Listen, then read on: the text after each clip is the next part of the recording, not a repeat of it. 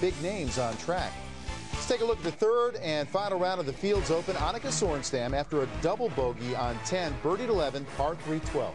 Yeah, this is a great-looking shot, too, trying to play catch-up or forced to play catch-up, and that's a beauty. She made birdie there to go to 11 under after a birdie at 13 to make it 3 straight. Annika at the par 5 14th, their third shot. She's at 12 under. Well, a little pitch up here would be 4 in a row. Instead, just shoots out sideways and finds the green side bunker. Results in bogey. She'd only birdie one more hole, finished with a final round 68. Zhang Jiang, leader at 14 under. Par 4 15th, second shot. Almost jars it. She made her birdie there, kicked it in to get to 15 under. A two-shot lead over Paula Creamer. But wait, Paula on the par 3 16th. This to get to 14 under. Pink ball disappeared. Sure did. She moves to 14 under. And Jiang would par. Paula's only one back. Now Creamer for birdie to tie Jiang at 15 under on 17. And she gets that as well. New ball game. Now Jiang with her birdie on 17. It should break right to left and does not. So the two are tied. Paula and Jiang headed to 18. This is a par 4. Paula going first, 153 carry to the bunker to get it to the front of the green, 165 to the hole, 6-iron. What a shot. Yeah, pins on that right-hand side, and that really puts the acid on Jiang, who hit a brilliant tee shot straight down the middle. Now here's JJ, her second shot, 143 to carry that bunker. For her, usually an 8-iron from that yardage, but comes up short of the green on the fringe. And then Jiang, she's going to try for her birdie putt.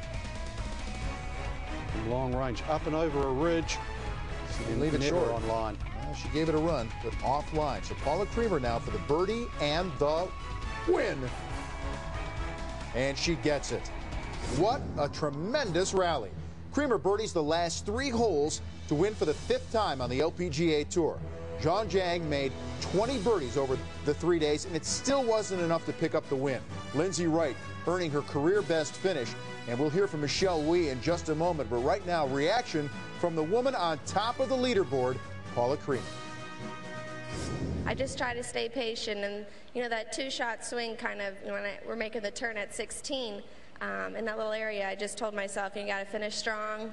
It's a classic case of, trying to make as many birdies as you can. But it was fun. I had goosebumps walking down 18. The first scoreboard I looked at was on 12, so I tried to keep going until that par 3, and then I saw it, and those 2 par 5s were big. But it was a good day out there. A lot of good players were going low. That's what you can do out this golf course, and that's what you had to do to win.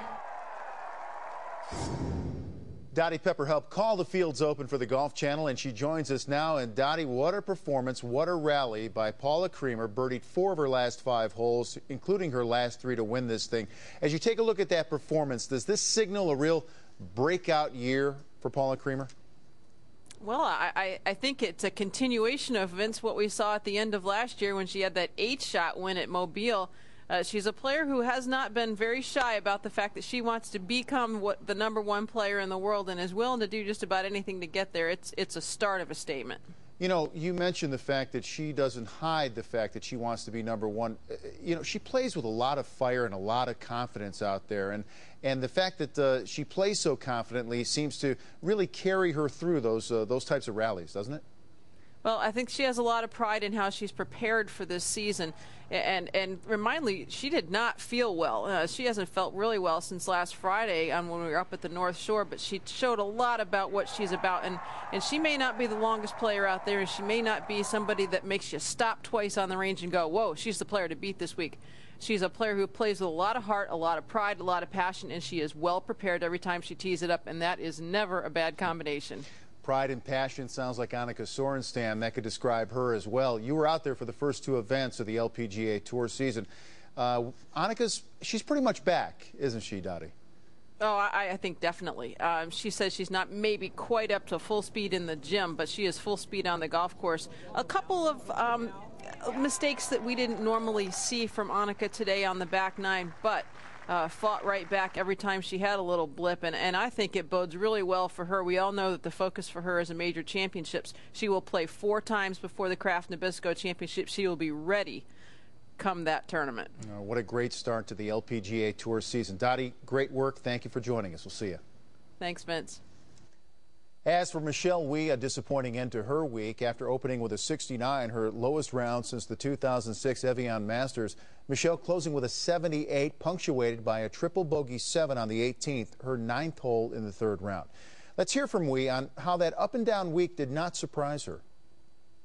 You know, it's kind of rusty from tournament play. I'm going to have good rounds. I'm going to have bad rounds. But, you know, I had a lot of confident shots out there. It's just, you know, the putts didn't drop today. Just had a couple of bad shots. But there's a lot of room for improvement. But I feel like it was a good first tournament back. You know, I definitely